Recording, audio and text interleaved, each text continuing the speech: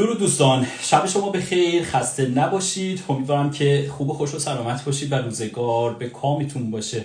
خیلی خوشحالم از اینکه امشب هم در خدمت شما هستم، با شما و در کنار شما عزیزان بیننده هستیم، چون قراره تا لحظات دیگه صادق هم به جمع ما بپیونده. 1 ساعت در خدمتتون هستیم. امیدوارم که در این 1 ساعت مجموعه برنامه‌هایی که همکارانم برای شما تهیه و تدارک دیدن مورد قبول شما قرار بگیره. این روزها سعی بکنید که حالا هوا اینقدر گرمه، لباسهای شاد بپوشید، لباسهای روشن بپوشید و سعی بکنید که حال دلتون رو خوب بکنید، شاد باشید، موزیک های شاد گوش بدید.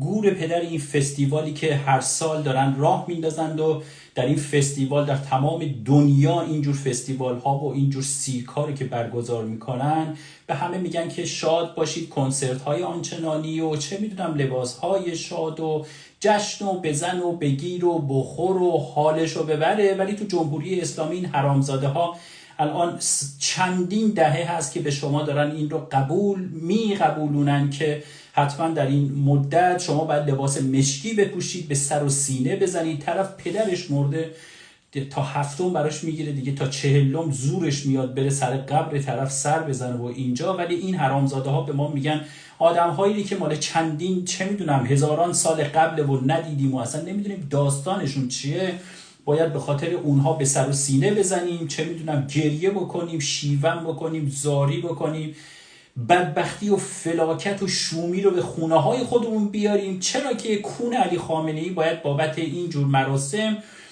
چاق و چاقتر بشه و اونم شعار معروفشونه که میگه این محرم و سفر است که ما آخوندهای حرام لقنه و حرام زاده رو تونسته تا به اینجا به قدرت برسونه. همشون هم میبینید که دستاشون رو نگاه میکنید ظریفتر از دستهای بانوان ایرانی هستن، چون کار نکردن که در زمانی که در اون حجره ها بودن دیگه شما بهتر از من میدونید چه کارهایی میکردن. بعد از اونم که آمدن فقط شکم پرست و حرامزاده بالای یه منبر میرن 4 تا مزخرف و 4 تا چه میدونم تعریف کردن از تاریخ و که ما نمیدونیم حالا چه چیزایی رو دارن غلمبه سلمبه به خورد ما میدن. و الان هم که دیگه بحث اینترنت و فضای مجازی و اطلاعات و فناوری دیگه تمام دنیا رو گرفته، ما تازه فهمیدیم که 45 سال اینا چه کلاه گشادی به سر ما گذاشتند. و هنوزم که هنوزه من میبینم که متاسفانه یک مشت خر و یابو دنبال اینها راه میافتن. دیشب یه دونه از این دستجاتی بود رو توی یه دونه از این کوچه ها داشتم میدیدم، به جای اینکه زنجیر به خودشون بزنن، تیغای موکدبری رو سلاحه به بعضی از این زنجیرها بسته بودن، به پشت خودشون میزدن، باعث میشد که پشتشون شکاف برداره، خون بریزه. من نمیدونم شما چه آدمای اسکل و احمق و خری هستی که لااقل به حرفای خود همون خدای ساختگی اینها هم که گفته بود آقا کسی به خودش و به بدن خودش آسیب برسونه نمیدونم از ما نیست و بخشیده نمیشه و نمیدونم به جهنم میره، و لااقل حرف اون خدای ساختگی اینها رو شما دیگه قبول بکنید، به جان خودتون آسیب نزنید. آخه کم بود دارای آشغال. اگر میخواین واقعا برای یک نفر سوگ و زاری و چه میدونم اینجور داستانها بکنید، برید یه کناری بچینید، برای خودتون زمزمه بکنید، برای خودتون مناجات بکنید. حتما باید بلند شید بیاین تو خیابون خودتون رو به دخترهای مردم، به زنان مردم، به ناموس، به دیگران نشون بدید.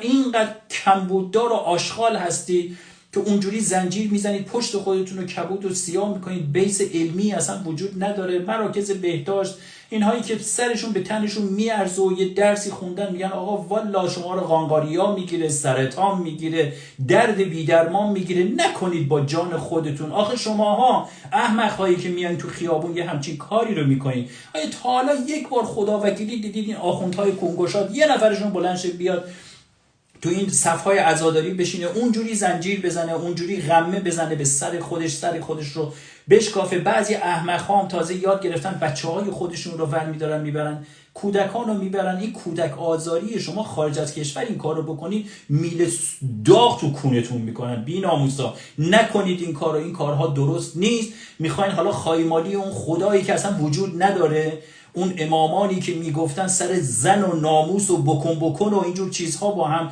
دعوا و فعوا داشتن، ما خریت داریم میکنیم برای اونایی که چه میدونم دنبال ناموس همدیگه بودند و افتادن تو یه جنگی و کربلایی و داستانی رو راه انداختن، داریم اینجا خودمون رو به کشتن میدیم. اینقدر خریم نمیفهمیم که 45 ساله از این بالمسکه اینها، از این سیرک مسخره اینها گذشته، ما اینقدر چه میدونم زنجیر و تیغه و ساتور و غمه به خودمون فرو کردیم تا دسته روز به روز بدبخت و فلاکت منتر شدیم. یکی بلند شد بیاد به من بگه در این 45 سال که من غمه زدم، آمدم زنجیر زدم، این همه دهن خودم رو سرویس کردم، جیبم پرپول شد، تنم سالم شد، وضعیت مملکتم، وضعیت خانوادم، وضعیت شهرم خوب شد، یک نفر بیاد اینجا بالا به من بگه این اتفاق افتاده.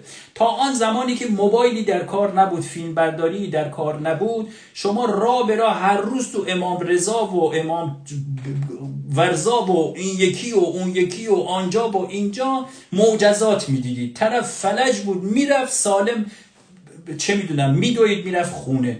این دروغ‌ها و چاخان‌ها رو بذارید کنار، به خودتون برسید. خدای شما نه بالای آسمان‌ها هست، نه در مشهد هست، نه در این زنجیر و طبل و اینجور چیز. خدای شما کنار قلب شماست. خایمالی رو بذارید کنار، برید شب کنار زن و فرزند و به اونها محبت بکنید، به اونها حال بدید. اون خدای کنار قلبتون که همون نور ایمانه، همون نوره، همون طبیعته، همون کارماست، میبینه و به شما بیشتر حال میده. نکنید این کارو. من به خاطر جان خودتون میگم یه ذره از خریت بعد از 45 سال بکاهید. بذارید علی خامنه‌ای بفهمه که دیگه نمیتونه مردم که میگم این 80 میلیون مردم ایران دیگه فهمیدن یه کناری هستن. من منظورم با این 5-6 میلیون گاو و الاغ و اینهایی بودن که حتی رفتن رأی دادن و الانم نتیجهشو دارید میبینید. نکنید این کارو، بلا سر بدن خودتون نیارید. حالا هر بلایی میخواین سر خودتون بیارید، دیگه سر بچه‌هاتون چرا میارید؟ اینا رو لباس سبز میپوشونید، بعد میدارید کفن میپوشونید. بابا این بچه از الان با این خون و کفن و شکاف سر و اینجور خشونت و فقر و بدبختی و فلاکت رو میبینه، بعد اون دیگه میخواد بزرگ شه، اون دیگه ببین چه راهزنی اون بچه میخواد بشه. ببینید آینده اون بچه رو شما از همه اول دارید میرینید. نکنید این کارو. این خزعبلاتی رو که به خورد شما 45 سال دادن، فقط آخوندها دادن.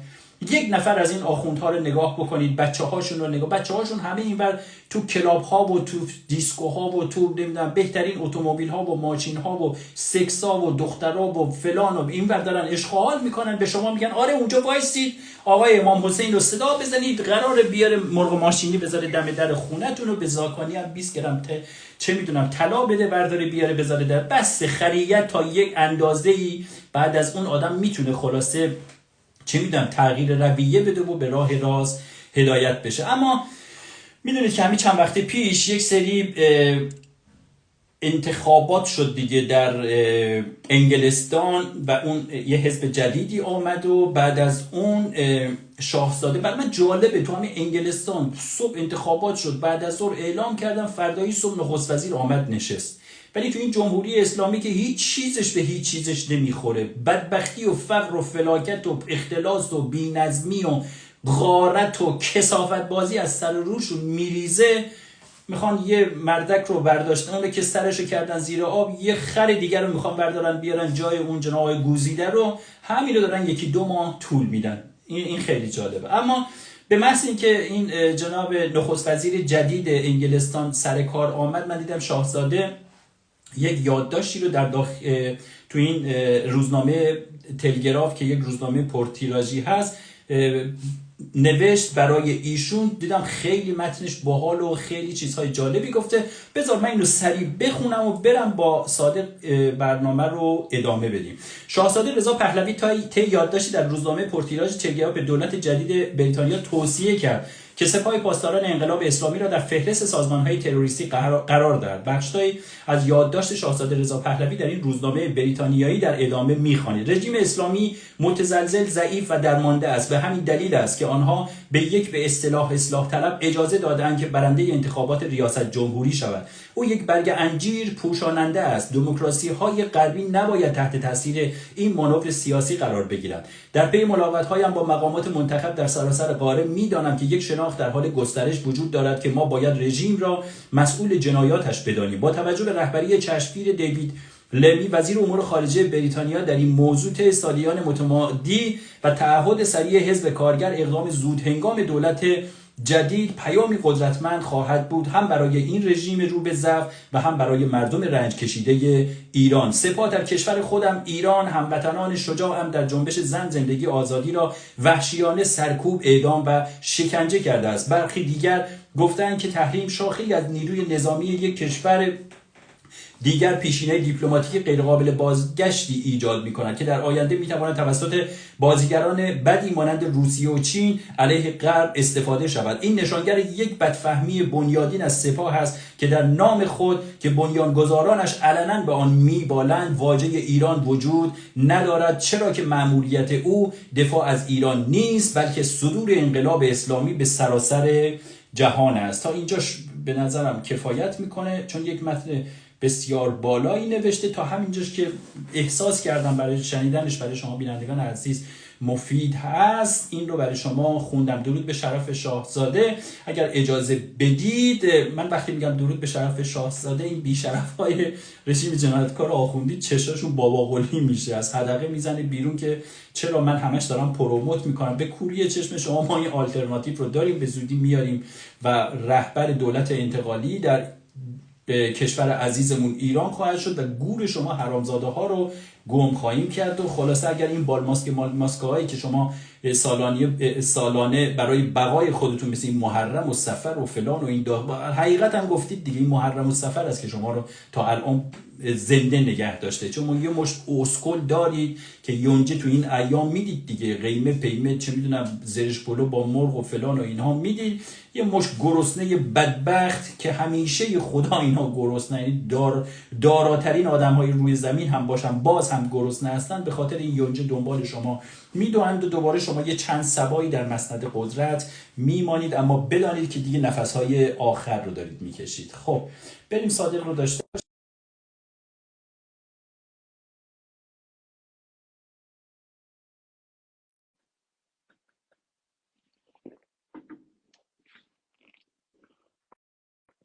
دیروزم که اتفاقات آنچنانی افتاده جناب آقای ترامپ رو سلام برادر. درود خدمت همه دوستان عزیز و پیمان عزیز که من دعوت کردی. پیمان، اول برنامه من یک تسلیت بگم به خانواده مهدی نظربین، سربازی که متاسفانه به دلیل سهلنگاری نیروی دریایی، فرماندهان نیروی دریایی انزلی کشته شد. ما 2 هفته پیش در مورد امین همتی تو همین لایف صحبت کردیم که این 2 نفر میخواستن برن میله پرچم رو نصب کنم، به دلیل برق گرفتگی امین همتی که بچه انزلی بود جا به جا کشته شد و این بنده خدا آقای مهدی نظربین که اهل فومن هم هستش، متاسفانه امروز شنیدیم که ایشون هم فوت شدن. این هم به دلیل سهلنگاری مقامات جمهوری اسلامی که 2 سرباز جوان خیلی بیخود بی جهت کشته شد. من متوجه نشدم این میله پرچم مثلا مال صبحگاه مشترک و ایناست، این وسط حیات این بچه‌ای برق داشته؟ اینا میخواستم من میله پرچم رو میخواستم نصب کنم. روز قبلش به این بنده خدا گفتن که آقا برو میله پرچم رو نصب کن، این نرفت و اینو بردم بازداشتگاه. یه روز بازداشتش نگه داشتم، بعد بهش گفتن که آقا تو فردا با امین همتی برو. رفتن انبار، اون میله پرچمی که داشتن میگرفتن اونجا برق وصل بود، بدونی که بهشون بگم، بدونی که دستکش بهشون بدن، برق فشارقایی بهش وصل بود. اون امین همتی بنده خدا جا به جا فوت میکنه. اینم به دلیل جراحات وحشتناکی که داشت تا امروز زنده بودن که امروز متاسفانه فوت شدن. خیلی شد. بریم سر وقت سوالات. من سوال امروز زیاد دارم، وقت ممکنه کم بیارید. یکی از اتفاقاتی که دیروز افتاد ترور نافرجامی بود که علیه ترامپ شد و کل رسانه ها اینو دارن پوشش میدن. از ساعت اولیه البته به صورت زنده ما داشتیم نگاه میکردیم که این اتفاق افتاد. میخوام ببینم که تو چه بیشتر میدونی از این ترور و این خوششانسی که ترامپ داشته و امروز بیشتر رسانه‌ها داشتن میگفتن که یک لحظه اگه صورتش اینجوری میکرد شاید الان ترامپ زنده نبود. میخوام ببینم تو چی بیشتر در این مورد میدونی، از پشت پرده این داستان چی میدونی، از کسی که ضارب این ترور بوده. میخوام ببینم که تو چی بیشتر میدونی که به ما بگی. خب اشاره خوبی داشتی. بذار من اول به بینندگان عزیز، اونایی که الان دارن ما رو میبینن، اگر اون عزیزی که هفته گذشته با این تاس بهش میگن چیه، جفت شیش بیاری جفت چهار بله بیاری، این تاس. داخل یه چیزی از برنجی، اینا همه داخلش هستن، نمیدونم یه داستانی هست. این دوست عزیز ما دو هفته گذشته برای من یه پیش بینی کرد، خیلی جالب بود. من عذر میخوام از ایشون که یه ذره این موضوع رو جدی نگرفتم، چون واقعا مثلا اعتقادی به اینجور پیش بینی و نمیدونم تلسم و نمیدونم این داستان ها ندارم. حالا اعتقاد منه، شاید هم خیلی ها داشته باشم ولی من ندارم. ایشون دو هفته پیش گفت من از بینندگان پروپا قرص شما هم هستم، من اصلا یک شب اگر برنامه شما رو نبینم واقعا خوابم نمیگیره، من بعد یک ساعت برنامه‌تون رو گوش میگم، بعد از اون دیگه اصلا کلا مست میشم و میخوابم. خب ما مخلص شما هم هستیم، اگرم الان بیننده برنامه من هستی، از شما خواهش میکنم بعد از برنامه حتما دوباره تو تلگرام به من وصل رو، با شما کار دارم. این بیننده عزیز ما دو هفته پیش آمد با همین چیزایی که تو دستش بود اینجوری یه کارایی کرد رو میز و فلان و اینا، بعد آمد پیش بینی کرد، گفت آقا به زودی ترور رو جناب آقای دونالد ترامپ رو ترور میکنن. خب قشنگ پیش بینی کرد دیگه، برای من پیش بینی کرد، نمیتونم بگم حالا دروغه با اینا. پیش بینی کرد، گفت که آقا ترامپ رو به زودی ترور میکنن ولی ایشون نمیمیره. خب از ترور جان سالم به در میبره، بعد از اون محبوبیتش بسیار بالا خواهد شد و 4 سال دیگه رئیس جمهور ایالات متحده آمریکا خواهد شد. و پیش بینی بعدیش هم این بود، بعد از اون دخترش که همیشه دستیارش بود تو دوره قبل که رئیس جمهور بود، خیلی خوشگل هم هست، اون میاد میشه رئیس جمهور آمریکا تو دوره بعد. ایشون اینو پیش بینی کرد. حالا من راستشو بخواین، خب در روز اینقدر دیگه پیام ها میاد، اینقدر صحبت ها میشه، اینقدر داستان ها میشه، من دیگه نمیشینم پای صحبت، اگه بشینم که دیگه از کار و زندگی و وقت و همه چیزمون میافتیم، یعنی باید این کارا رو ول بکنم، از صبح بشینم فقط پیام. ولی برای من خیلی جالب بود، به محض اینکه من امروز آمدیم بچه‌ها اطلاع دادن که این اتفاق افتاده، داشتن خبرها رو پشت هم بارگذاری میکردن، من رفتم تو تلگرام اینو زدم، دیدم متاسفانه چون من جواب ایشون رو نداده بودم، فقط برایش گل گذاشته بودم، منو یعنی بلاک کرد، یعنی لفت داده بود رفته بود، نتونستم براش پیام بذارم. خواهش میکنم اگر بیننده برنامه ما هستی حتما وصل شید به ما اصلا ترامپ و پرامپ و اینا رو کار نداریم. ما چند تا سوال در مورد داخل کشور، چون به من یه سری اطلاعاتی رسید تا چند وقت دیگه قرار یه اتفاقات خیلی جالبی در داخل کشور به نفع مردم ایران بیفته، نه توسط مردم، نه، قرار یه اتفاقاتی بیفته. یه زحمتی بکش، اون تاسپاس تو بردار بیا، من یه دو دونه سوال ازت بپرسم، خیلی هم از شما ممنون خواهم شد. اما متیو کروکس 20 ساله بودن، اهل پنسیلوانیا بودن، میگن، ولی شما باور نکنید، میگن جمهوری خواه بوده، یه جوون 20 ساله که مثلا تو آخرین کمپین دوره قبل آقای ترامپ هم $15 به کمپینش تو همین پنسیلوانیا کمک کرده بوده. اما قبل از $15,000 یعنی نه $15. $15. آره بچه 20 ساله مثلا 4 من سال تعجب قبل، کردم. نه $15. بعد آمده ولی ثبت شده دیگه. نگاه کن مثلا تو چه میدونم همین انتخابات سیرک مسخره جمهوری اسلامی هزاران میلیارد فقط پول خرج ستاد این مردک سعید جلیلی شده، ولی یه دونه فاکتور نیست، معلوم نیست این پولا چجوری از کجا آمده و کجا هزینه شده. ولی خب ستاد اینو نگاه کن چقدر روشنه، $15 یکی 4 سال قبل داده، اسمش تو سیستم بوده، سریع آمده بالا. حالا اینا زیاد مهم نیست. این آقا قبل از اینکه بیاد این عملیات رو انجام بده اعلام میکنه که من نفرت دارم. نگاه کن یه ذره پارادوکس هست اینجا تو این قضیه. تویی که میایی دوست داری آقای ترامپ رو بهش کمک مالی میکنی، عضو جمهوری خواه هم هستی، گوش به فرمان جمهوری خواه هم هستی، یهو میایی یه ویدئو پر میکنی و تو یوتیوب بارگذاری میکنی و اونجا میگی که من نفرت دارم از ترامپ، من نفرت دارم از جمهوری خواه ها. نمیدونم، من امیدوارم که این هرچه سریعتر بمیره، ترامپ باید بمیره. خب یه همچین داستانی.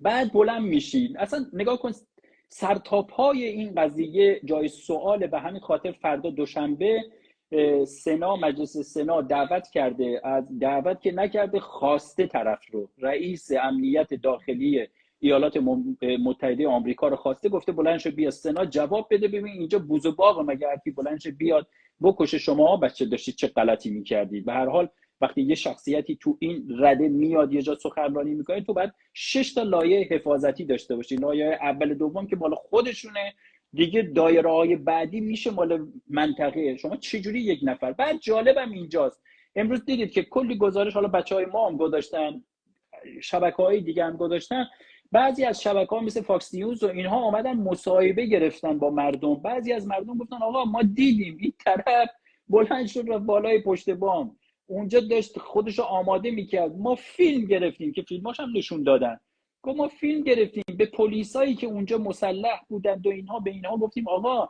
اون آقا رو نگاه کنید رفته بالا، اسلحه تو دستشه تو پشت بام.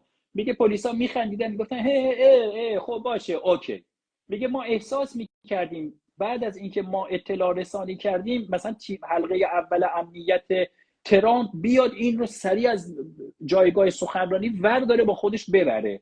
خب وقتی یه همچین اتفاقی داره میفته شما باید سریعا این کارو، یعنی بحث پیشگیریه، نه اینکه وایسید مثلا این اتفاق بیفته. که حتی امروز تو بعضی از فضای مجازی تو ایالات متحده آمریکا طنز شده بود، این یکی مثلا به اون یکی میگفت که آقا چیکار بکنیم ترامپو ببریم، میگفت نه اون حالا معلوم نیست رفت اون بالا بخواد شلیک بکنه، شاید هم بخواد از دوربین اسلحه‌اش فقط نگاه بکنه که ترامپو جلوتر بیاره ببینه. هر وقت زد ترامپو دیدیم ترامپ افتاد اونو بریم بگیریم.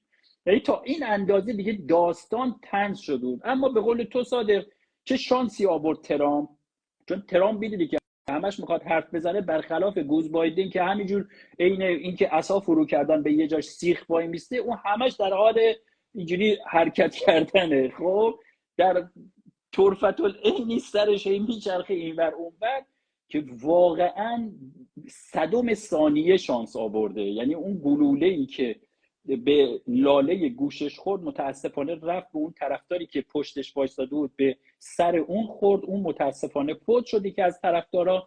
گلوله های بعدی رو که زدن ترامپ نشست، اون هم دوباره اصابت کرد به 2 نفر از همونایی که اون پشت وایساده بودن به عنوان طرفدار.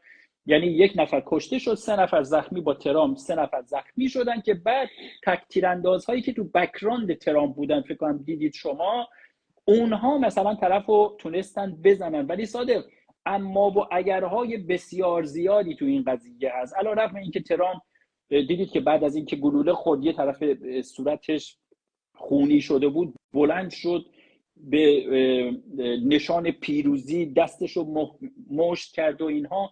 به همون لحظه آمارها نشون داد، نمودار اینها نشون داد که ترامپ محبوبیتش به 63% رسید، که الان من خدمت شما رسیدم به 65% رسیده. و اما و اگرهای بسیار زیادیه. اینکه یک بچه 20 ساله بتونه اونجور خودش رو استتار بکنه با سقف، لباسی که پوشیده بود سفید بود، درست عین سقفی بود، سفید شیری رنگی بود که عین همون سقف بود که رفت اونجا خودش رو استتار کرد. از اسلحه‌ای که استفاده کرد میدونی که از اون زاویه و از اون فاصله که زده بود اصلا بیرون این داستان ها بود. یعنی این میتینگی که تو پنسیلوانیا تو اون منطقه برگزار شده بود، این آقا فاصله بسیار زیادی داشت. خب و نشان میداد که قبلا خیلی تمرین کرده. یعنی یک بچه 20 ساله، آقا تو میخوای ببخشید یه مسیر رو بری، یه مورچه رو لگد میکنی، میبینی داره جون میده، اصلا بدن تو رعشه میگیره، میلرزه. بعد تو مگه میتونی یک نفر که چه میدونم قبلا رئیس جمهور بوده، الان دوباره درصد بالایی هست که موفقیتش دوباره بشه رئیس جمهور، تو به همین سادگی با خونسردی بلندشی بری بالای اون تشکیلات، بعدم بزنی شب قبلش هم بیا یه ویدئو پر بکنی، چون میدونستی که دیگه امروز میمیری، مثلا میدونستی امروز میمیری، باید خلاصه اعتراف میکردی که آقا این کار منه، کار هیچکی نیست، هیچکی به من خط نداده، من خودم دارم این کارو میکنم، منی که جمهوری خواه هستم، منی که کمک به ترامپ کردم، الان میخوام بیام ترامپ رو بکشم. اینها همه اما و اگرهایی هستن که طی ساعات آینده، چون الان یک تیم مستقلی آمده داره از همین FBI شروع کرده تحقیقات‌های خودشو و داره به نتایجی میرسه. نمیدونم، اصلا واقعا شوکه کننده است، واقعا شوکه کننده است. شما فیلم ها رو از زوایای مختلف میبینید، 3-4 تا تیر زده میشه، ترامپ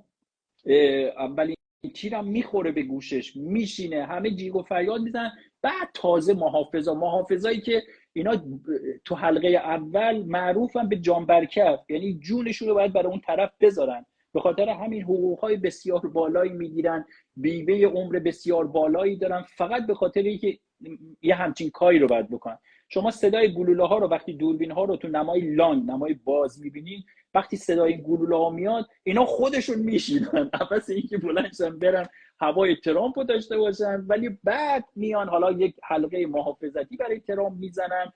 به هر حال سیاسته.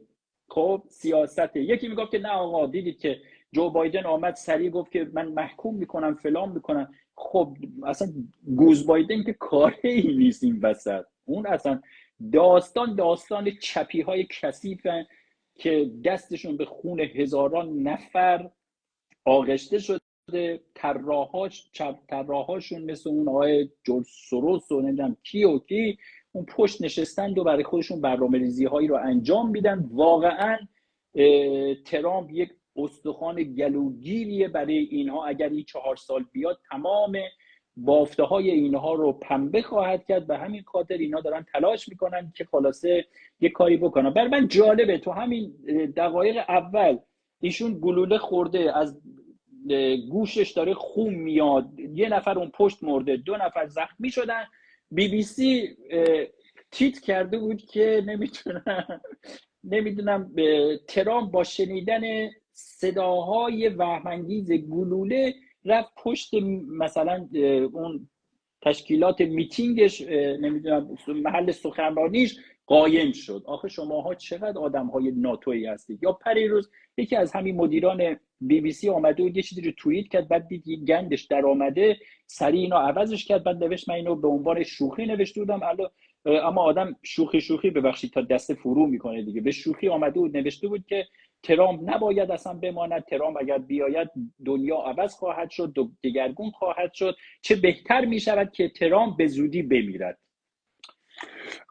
در ادامه صحبتات، نه در تکمیل صحبتات باید بگم که اون فردی هم که کشته شده یک آتش نشان بوده که واسه حفاظت از خانواده‌اش بعد از اینکه شلیک گوله، صدای شلیک گوله شنید، پرید روی خانواده‌اش و متاسفانه فوت شد. یعنی میخواست خانواده‌اش رو نجات بده، مبادا خانواده‌اش گوله بخورن که گوله خورد بهش و متاسفانه فوت شد. پیمان، در مورد این بگیر و ببندها ما دیشب صحبت کردیم. این خانم هایی که راهی زندان شدن اسمشون هم بردی. میخوام ببینم که چی شده که رژیم وحشت زده دوباره اومده دنبال افرادی که توی زن زندگی آزادی، توی این اعتراضات زن زندگی آزادی، حالا به طرق‌های مختلف داشتن اعتراضات خودشون نشون میداد. الان چطور شده که پیمان اومدن دوباره اینا رو دارن میگیرن؟ رژیم وحشت زده شده. من نمیدونم، من چرا حس میکنم بعد از اینکه یلدا دهقانی از کشور اومده، اینا بازم ترس از این دارن که مبادا یه سری اطلاعات دیگه چنین افرادی بیان بیرون، بیان بگن و باعث بشه که رژیم منفورتر بشه توی جامعه جهانی. میخوام از زبان تو بشنوم، تحلیل تو رو بدونم که چرا این اتفاقات داره میافته. نگاه، حالا این تحلیل تو هم بی ربط نیست، میتونه درست باشه، چون به هر حال میدونید که افشاگری هایی که خانم یلدا دهقانی داشت یک ضربه بسیار بزرگی بر پیکره جمهوری اسلامی بود. واقعا اینها رو بی ارزش کرد. خب چون بعد از اونم که ما اومدیم ازش مصاحبه گرفتیم، شبکه‌های مختلف مثل صدای آمریکا، جاهای دیگه این رو وقتی منتشرش کردن، مثل داستانی که اون مردک کی بود مدیر کل ارشاد، به همون اندازه ضربه بود بر پیکره یه رژیم جنایتکاری که همش میخواد خودش رو درست پاک نشون بده، همش میخواد خودش رو منزه نشون بده، ولی خب این افتضاحات وقتی پیش میاد از داخل خودشون، خب یه جورایی دیگه به نزد مردم اعتبار و مشروعیت خودشون رو از دست میدن.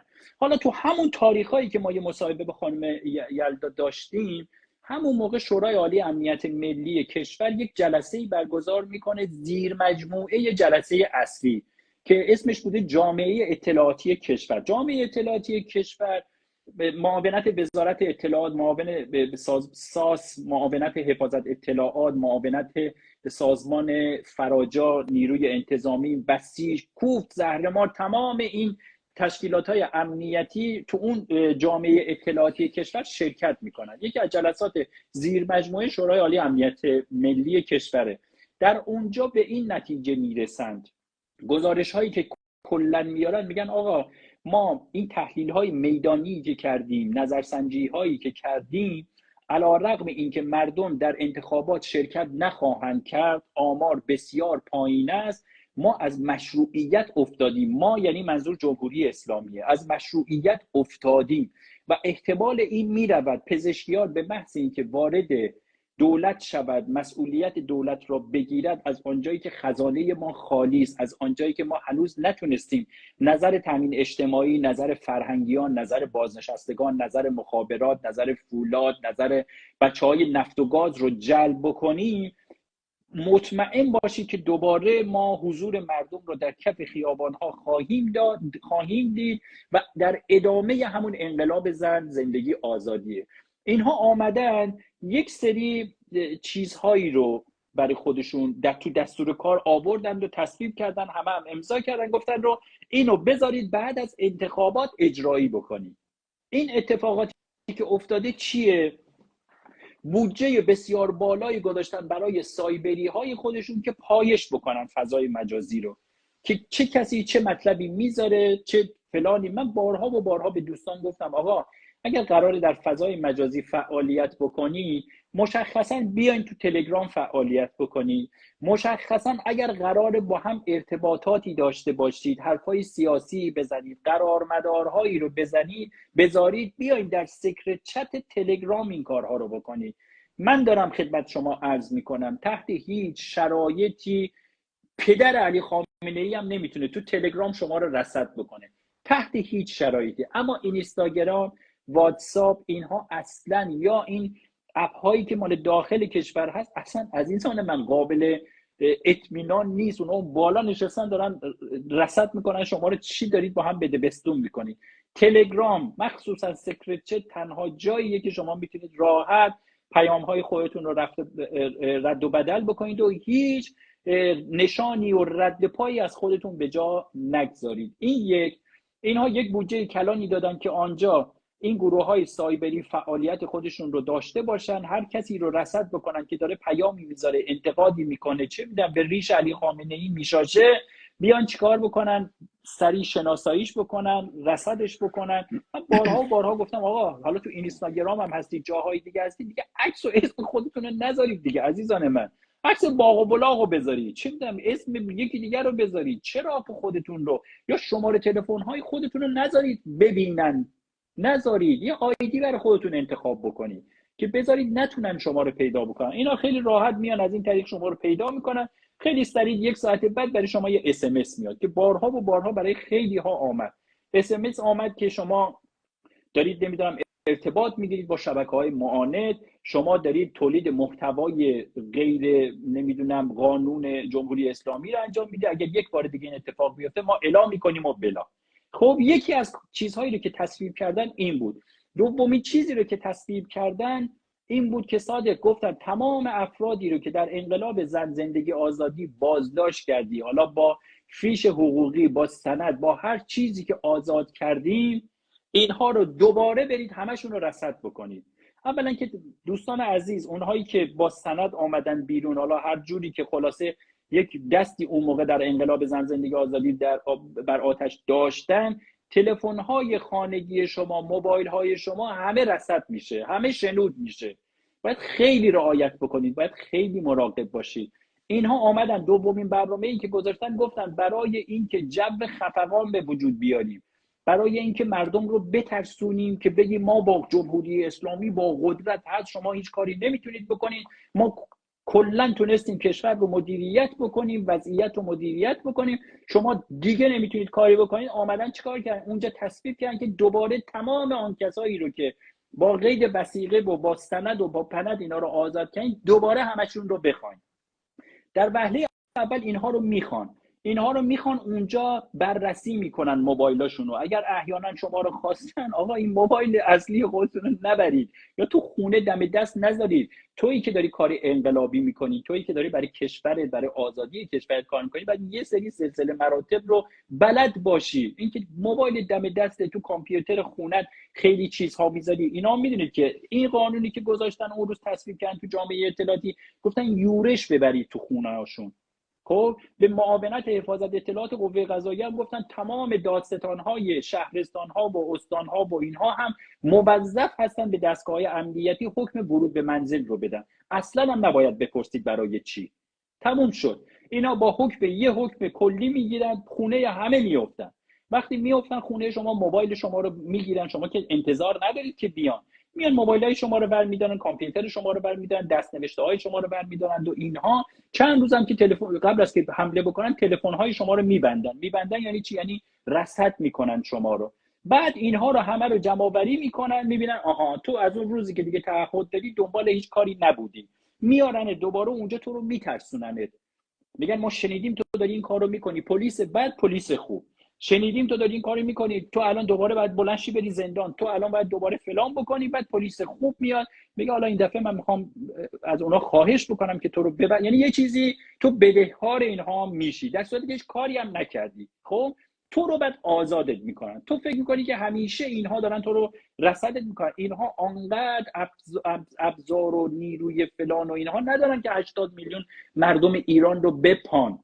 این فقط همون افرادی بودید که شماها رو در انقلاب زن زندگی آزادی دستگیر کردند و ازتون اثری مانده در اون دستگاه‌های امنیتی. بله من الان همین امروز که من خدمت شما هستم، از رشت، از گرگان، از مازندران، از کرج، از تهران، از خیلی جاها پیام داشتن که آقا ریختن تو خونه ما. خب بعد من میپرسیدم ریختن خونه شما آیا مثلا قبل بازداشت؟ میگفت بله بازداشت داشتیم تو انقلاب زن زندگی آزادی یا تو اتفاقات 96 یا اتفاقات 88. خلاصه یه اثری از اینها بوده. اینها صادق جان وضعیت جمهوری اسلامی خرابه. من خدمت شما عرض میکنم وضعیت اینکه علی خامنه‌ای برای این ورود به یک مراسم مذهبی، همین سیرک مسخره نمیدونم محرم و فلان، پزشکیان رو همراه خودش برای اولین بار یک همچین اتفاقی افتاد. هیچ وقت احمدی نژاد و اون یکی مرد خاتمی و اون یکی روحانی رو هیچ وقت با خودش نیاورده بود تو مراسم. اولین بار پزشکیان رو در کنار خودش برمی‌داره میاره. اینها همه حرف داره، اینا همه نشانه است. گوش میدی با خودش برمی‌داره میاره داخل مراسم. این پزشکیان تیر آخر علی خامنه‌ایه، تیر آخر تو ترکش علی خامنه‌ای. صادق جان به زودی ما دوباره حضور میلیونی مردم رو تو کف خیابان خواهیم دید. به زودی یک سری اتفاقاتی که بعضی کشورها از الان دارن نقشش رو میچینن، برنامه‌ریزی‌هاشو دارن انجام میدن، در داخل کشور صداش در میاد. این باعث میشه که جمهوری اسلامی واقعا مستاصل میشه. تو این فاصله یا سرنگون میشه یا مردم واقعا باید کشورشون رو پس بگیرن. اینکه بهشون نه احضاریه میدن نه ابلاغیه میدن، جالبه که فقط به خاطر اینه که مبادا با اونا برن مثلا جایی نشون بدن بگن که مثلا رژیم ما تحت فشار گذاشته. به خاطر همین به هیچ عنوان به هیچ کدوم از این بچه‌ها ابلاغیه احضاریه نمیدن و اینجوری یورش میبرن توی خونه‌های مردم و میگن اینا اینقدر احمق من فکر میکنن هیچکی نمیدونه، همه میدونن. حتی نیروهای امنیتی و چه میدونم دستگاه‌های امنیتی کشورهای این برای آبی هم میدونن اینها خونه کی افتادن، چرا افتادن، چرا یهو این حج حضور پیدا کردن. خودشون سرشون رو کردن تو برف. فکر میکنن ما داریم ساکت این کارا رو میکنیم، در صورتی که حالا خب خیلی چیزا رو نمیشه گفت، در صورتی که همه چیز را میدانن در مورد اینها. پیمان، روز گذشته تعرفه قیمت بلیت قطار افزایش پیدا کرد. خود هممون میدونیم که هواپیما هم تعرفه بلیت هواپیما هم چند وقت پیش افزایش پیدا کرد. بعد یه مبلغی هم واسه خودشون من در آوردن توی قبض آب و برق و یه مبلغی هم همجوری میگیرن. مالیات ها افزایش پیدا کرده. تو این وضعیتی که مردم دیگه واقعا وضعیت اقتصادی دیگه همه میدونن که چقدر افتضاح شده توی ایران حتی بعد از انتخابات و نمیدونم چه اتفاقی باید بیافته. آیا به نظرت مثلا پزشکیان میتونه وقتی دولت رو تحویل گرفت همین چند روز آینده میتونه این قیمت ها رو کنترل بکنه یا نه ما باید باز هم شاهد روند صعودی قیمت ها و اینجور تعرفه هایی که من در آورده هست؟ و خیلی هم در مورد این مالیات ها گفتن، مالیات های وحشتناکی که واسه همه بریدن. و یه موضوع دیگه هم که من امروز شنیدم این بگیر ببندها در صنف آرایشگرها، لوازم آرایشی بهداشتی هستش که میان کیلویی میان مسائلشون رو برمی‌دارن و یه جریمه هم واسه اونا میبندن، میگن آقا این مثلا کالا واسه فلان کشور شما نباید استفاده بکنید. میخوام ببینم چه اتفاقی داره میفته. پیمان صادق جان، من بذار تکلیف رو مشخص بکنم و به مردم عزیز بگم که تمام این اتفاقات رو اتفاقا خود پزشکیان هم خبر داره. خب نگاه، تو الان آمدی گفتی قیمت بلیت قطار رو بردن بالا. راه آهن کشور دولتیه، خصوصی نیست. قیمت تیکت های هواپیما رو بردن بالا. هواپیمایی کشور خصوصی نیست، دولتیه. دست بردن تو قبض آب و برق مردم، یه قسمتی رو دوباره اضافه کردن، یه پولی رو میگیرن مثلا معلوم نیست برای چی و فلان. خب قبلا یه پولی میگرفتن برای نمیدونم ترمیم فاضلاب و فلان اینا، فاضلاب کل کشور رو برداشته، اون پول رو فقط برای خودشون برمی‌داشتن میخوردن. یا قیمت مثلا خودروها رو یهو چشمگیر بردن بالا، علارغم اینکه وزیر سمت آمد گفت تحتی من به شما قول میدم تا موقعی که من هستم دیگه قیمت بالا نمیره. تا این حرفو زد 2 هفته بعد قیمت‌ها رفت بالا. افزایش قیمت خودروها هم دست حکومته، دست مردم نیست. خب اگر می آمدن میگفتن آقا بله آقا رضای بقال سر کوچه ماست و مثلا 200 تومن برده بالا، میگفتیم این شخص خصوصیه کارش نمیشه کرد. خب من الان حرف من اینه، شما میگی پزشکیان بیاد میتونه کاری بکنه. بابا پزشکیان الان داره این کارا رو میکنه. پزشکیان چجوریه که هفته گذشته میاد یک نامه بلند بالا برای مخبر، این حمال ریاست جمهوری مینویسه میگه شما حق ندارید هیچ گونه از این ساعت به بعد که من شدم ضریب جمهوری این کشور، شما حق ندارید هیچ گونه انتصاباتی انجام بدید. این تو چطور میتونی این نامه رو بنویسی ولی نمیتونی اون نامه رو بنویسی که بگی که به نفع مردمه؟ اونجا به نفع تو و حزب توئه. چرا؟ میگه آقا کسی رو نبرید، بذار اون جاها خالی بشه، من آمدم اراذل اوباش من رو، حالا اصلاح طلب هر گویی که هستن اینا بیان سریع بخشدار و فرماندار و استاندار و فلان اینا بشن، تو انتصابات جاها رو بگیرن، خورد و خوراک ما شروع بشه. خب ولی اون جایی که به نفع مردمه تو نامه نمیزنی. چرا؟ مگه این هایی که الان افزایش پیدا کردن مگه قیمت دولتی نبوده؟ تو مگه قرار نیست رئیس دولت بشی؟ الان شدی، الان تو همه کاری، نامه میزدی آقای مخبر بله تا موقعی که من نیومدم افزایش بی افزایش تموم شد. نباید قیمت رو ببری بالا، قیمت قطار نه، هواپیما نه، این چیه طرف تو قبض آب و برق و مردم نه، مالیات ها نه، هیچی، همه رو دست نگه دارید. نذارید اول بسم الله که من میخوام بلندشم بیام ناامنی و نارضایتی ها موج بزنه و فلان. نمیتونست این کارو بکنه؟ خیلی راحت میتونست آقا ساده. ولی اینجا بحث ضرر خودشون نیست، ضرر خودشون نیست. گوش بدی، اینجا بحث ضرر مردم اصلا به یه طرف اینها هم نیست. پزشکیان مگه تو تا ساعاتی که دیگه به لحظات آخر رای گیری بود مگه راه برای تو SMS نمیدادی میگفتی مردم ایران من با شما پیمان میبندم که در کنار شما هستم بیناموس؟ تو از اون روزی که آمدی یه جلسه با مردم گذاشتی؟ بگه آقا میخوام برم تبریز، اونجا محل منه، مثلا مردم تبریز بیاین فلان ورزشگاه، من میخوام بیام اونجا با شما صحبت بکنم. این کار کردی؟ نه.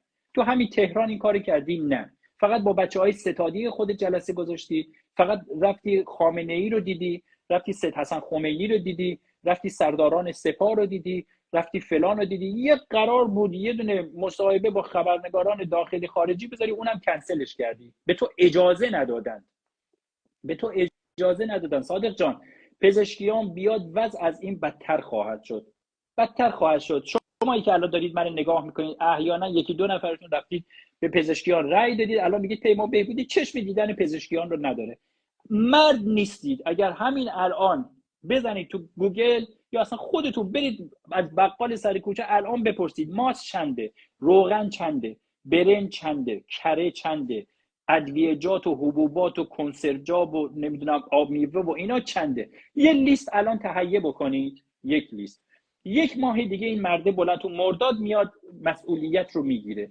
ما بعد از مرداد میشه شهریور دیگه، درسته؟ بله. شهریور بیام این لیستا رو بذاریم در موردش صحبت بکنیم. اگر قیمت ها آمد پایین، من از هر چیزی که بگید پسترم اگر درد رادیو گیلان رو نبندم نرم دنبال زندگی. آقا نمیگم یک سال دیگه بگم اوه حالا تا یک سال دیگه کی به کیه.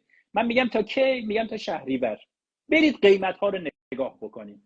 اگر قیمت ها افزایش پیدا نکرد، این نشون میده که پزشکیان اصلا کاری نیست. صادق جان، پزشکیان اگر مرد باشه، اگر غیرت داشته باشه، میگه ترکه.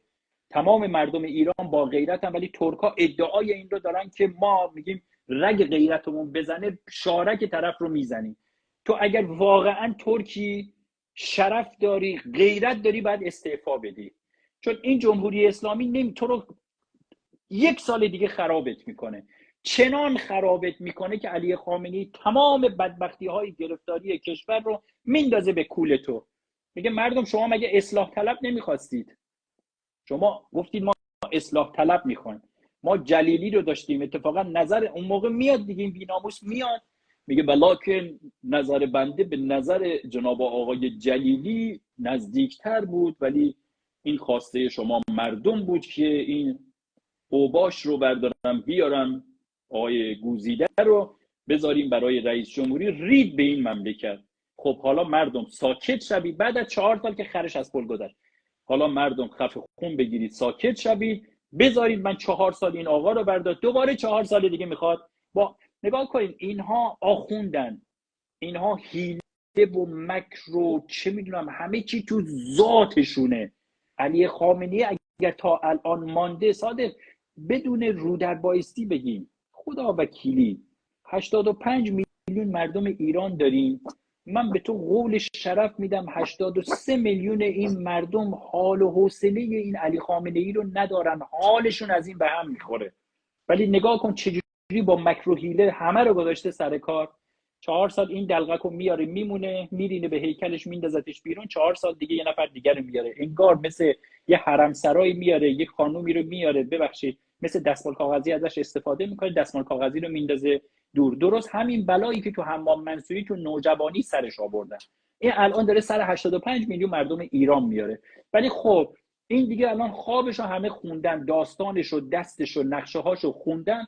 و عرض کردم خدمت شما به زودی در ایران اتفاقی خواهد افتاد خیلی وحشتناک، خیلی وحشتناک، که کار پدر پیمان بهبودی هم نیست بیاد اینجا از تلویزیون اعلام بکنه آقا اینا رو کاری نداشته باشید دیگه، شد کشور مال شماست آقا بسه. اون موقع یک اتفاقاتی سر این آخوندها و خانواده و دار و دسته این حرامزاده هایی که به مردم ظلم کردن. اینو بگم الان کسانی تو همین دم و دستگاه هستن که واقعا کاری ندارن، میخوان ماهیانه یه حقوقی بگیرن، ارتزاق بکنن، شکم زن و بچه‌شون رو. ولی اون حرامزاده ها مثل از این قاضی هایی که حکم مثل صلواتی حکم اعدام جوان های ما رو دادن و دیگران، همین آخوندهای حرامزاده ای که شکمش امروز یه آخوندی آمده گفته اصلا تو اسلام ما و داستان ما اینه که ما مردم امتحان بکنیم گرسنگی رو. ما 45 سال خار مادر ما صلوات شده، چقدر گرسنگی رو دوباره از این به بعد. خب یعنی ما رو کاملا اسکل گیر آوردن، کاملا. بعدم اینقدر درست برنامه ریزی کردن صادق جان. رمضان تمام میشه میاد محرم تمام میشه سفر تمام میشه سغرا تمام میشه کبرا.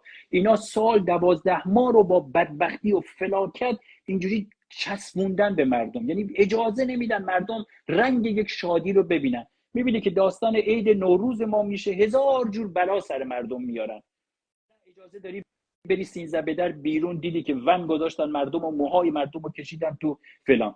نه عید و اجازه میدن. عروسی میخوای بگیری با ون گشت ارشاد میرینن به اون عروسی، میریزن دیگه. اون عروسی نیست. عروس بودوی دنبال داماد گریه بکنه، پدر داماد بگرده سند پیدا کنه اینا رو تو شب عروسی. خدا اینها رو نیست و نابود بکنه. این خدای کنار قلب منو میگم اون بی‌ناموسی که اینا میگن تو آسمان ها ادعونی استجب لکم، اینو درست گفتم، اینو بخوانید اون رو که شما رو اجابت بکنه، اون شما رو فرو میکنه. اون اصلا خدا نیست، اون شیطانه. خدای شما کنار قلب شماست. این خدای کنار قلب شما که رفیق فابریک طبیعت و کارما هست به زودی بزنه کمر این آخوندا رو تا شما مردم راحت بشید. من میفهمم چه گرفتاری و چه بلاهایی واقعا عیبه. 2 سال این بچه‌های تامین اجتماعی، همین بچه‌های مخابرات، بچه‌های فولاد، بچه‌ها یک بی‌ناموسی بلند شه بیاد بره پای صحبت اینا بشینه. آقا چی میخواین؟ شما سر اینا رو کلاه گذاشتید. 30 سال از اینا بیگاری گرفتید. حق اینها رو ندادید. اون صندوق چست مسخالی هم که اینا جمع کرده بودن، شما پول همونم خوردید، سر اینا رو کلاه گذاشتید. الان تا حرف میزنید با چماق و پرونده سازی و نمیدونم با شماره مخفی به اینها زنگ بزن، اینا رو تهدید و فلان. شما دیگه چه حرامزاده هایی هستید.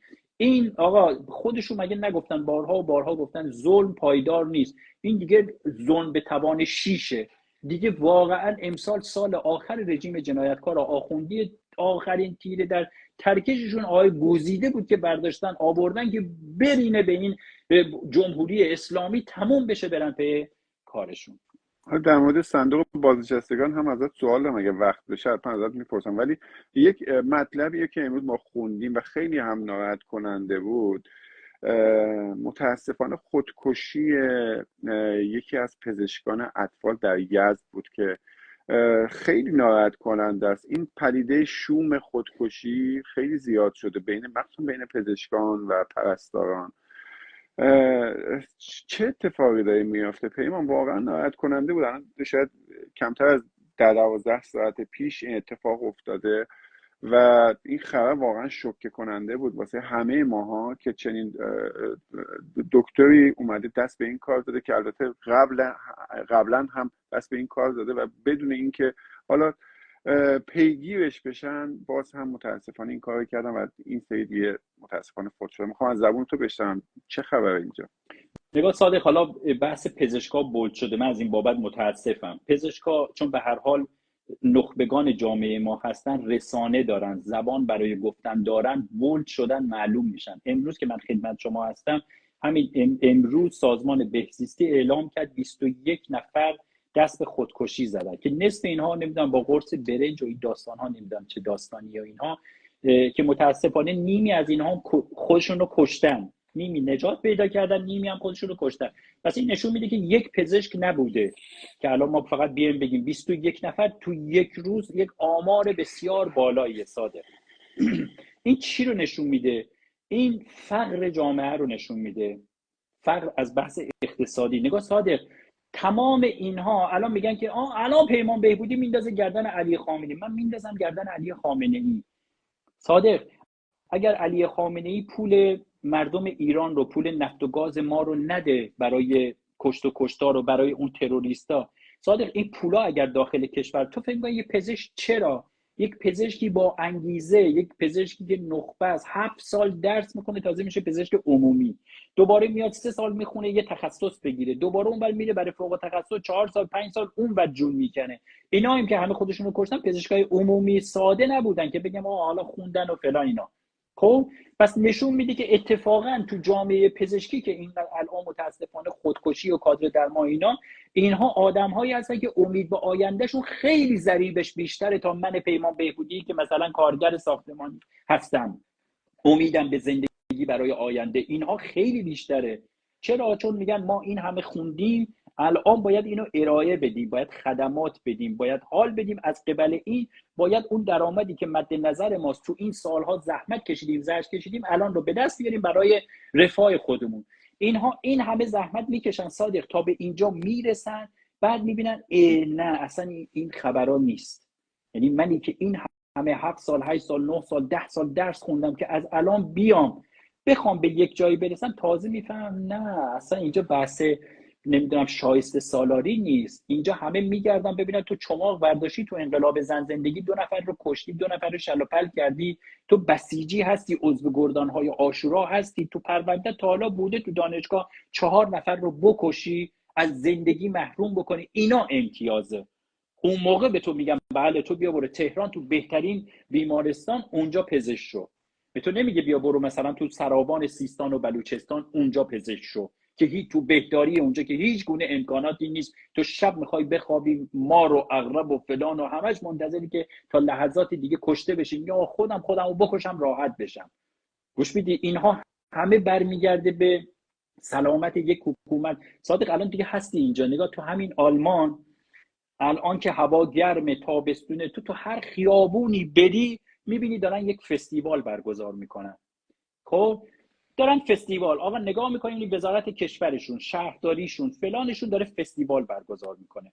یه جای دیگه میری میبینی یک برنامه مثلا جنگ شادی دارن برگزار، یه جای دیگه میری میبینی مثلا مسابقه شنا گذاشتن، یه جای دیگه. بعد تو میای برای خودت میشینی میگی اینا چه آدمای سرخوشی ان. برای ما تو کشور ما سال به نوروز یک بار این اتفاق نمیافته، تازه یک بارم اگر بشه یه دونه چه میدونم خواننده از خود حکومت بیاد بخونه، امر معروف میریزه، کنسرت و همه روز میریزه به هم. اتفاقا اینا آدمهای سرخوشی نیستن، اینها وظیفه این رو دارن که سلامت روانی جامعه رو همیشه مثبت نگه دارن. صادق سلامت روانی خیلی مهمه. نگاه تو تلویزیون رو الان میزنی میبینی عزاداری مرده داره میگه، همه دارن گریه میکنن، تو ناخودآگاه روحیت میریزه به هم. شبکه 2 رو میزنی میبینی یه آخوند بیناموس آمده گفته که اینکه ندارید بخورید هیچ اشکالی نداره، نخورید به بچه های خودتون گرسنگی بکشید، اتفاقا سالمتر خواهید شد. میبینی خدا این داره اراجیف میگه. میزنی شبکه 3 میبینی مثلا میزگرد سیاسیه، شبکه 4 خامنه‌ای، شبکه 5 آخوند، شبکه 6 عزاداری، دستجات، حسین را کشتن، حسین را سر بریدن، آب رو بستن. اینقدر اینها عین خوره میفته تو جانت صادق جان، سلامت روانی جامعه از دست میره. یعنی شما طرف میگه من دیگه یک آن نفهمیدم چه کار کردم، این اون بحثی یک آنه. ولی وقتی صادق جان تو برای اینها کنسرت بذاری، فضای سبز درست بکنی، براشون مسابقات مختلف بذاری، اجازه بدید فیلم های سینمایی خوب و شاد تو برنامه ها بزنن، اجازه بدید این گروه های موزیک خیابانی برن همینا کنار خیابون موزیک بزنن، اون کسی که پول نداره بره کنسرت بشینه همینو گوش بده، میدونی چقدر سلامت روانی جامعه خوب میشه. صادق الان ما تو کشور چرا تعارف نداریم؟ بذار یه چیزی رو کراس بگم.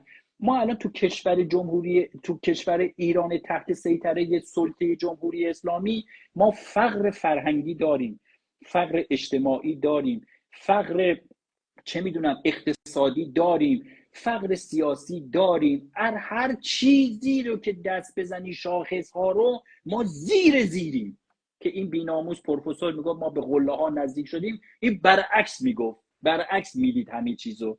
خب ما واقعا وضعیت مملکت ما الان 85 میلیون، مگه اون دفعه نگفت تو تهران 91-2% مردم گفتن آنورمال هستن؟ گزارش رسمی بود که سازمان بهزیستی داده بود برای دولت، برای هیئت دولت، گفت تو 93% مردم تهران حالت عادی ندارند. ببخشید نمیگم دیوانه هستن جنون دارن، نه درصداش پایین بالاست. چرا به وجود میاره؟ آیا پدر مادر مگه ما رو دیوانه به وجود میاره همه مردم رو؟ نه صادق جان، این وظایف دولته. ما عوضی که این همه مراکز به قول خودشون فرهنگی ولی اسلام رو چپوندن کنارش، مثل سازمان تبلیغات، مثل ارشاد اسلامی، مثل به جای اینها رو جمع میکردیم یه دونه چه میدونم مرکز فرهنگی درست میکردیم که فستیوال بذارن، نمیدونم کنسرت بذارن، نمیدونم فیلم های سینمایی صحرایی بذارن، فضای سبز بذارن، جنگ شادی فلان بذار، اینا همش دارن عین موشک به مردم هی موشک میزنن. نپوشید، لباس سیاه بپوشید، عین کلاغ سیاه بچرخید، فلان بکنید، بسار بکنید. اینها خب باعث میشه که خروجیش همین چیزیه که ما الان داریم میبینیم. و مطمئن باش با پزشکیان، بدون پزشکیان این کشور درست بشو نیست. مرسی پیمان عزیز، وقتمون به اتمام رسید. من سوالاتم موند، حالا واسه فردا شب یه سری سوالات دارم، هم در مورد شورای شهر تهران و هم در مورد کانون بازنشستگان. میخوام ازت سوال بپرسم که فردا شب اگه فرصت شد ازت میپرسم. مرسی، ممنون از همه دوستانی که با ما بودن. شب هم خواهش میکنم. منم خوشحال شدم از اینکه امشب در خدمت شما بودم. همه شما رو تا درود دیگر. خدای بزرگ. خدا یار نگهدار.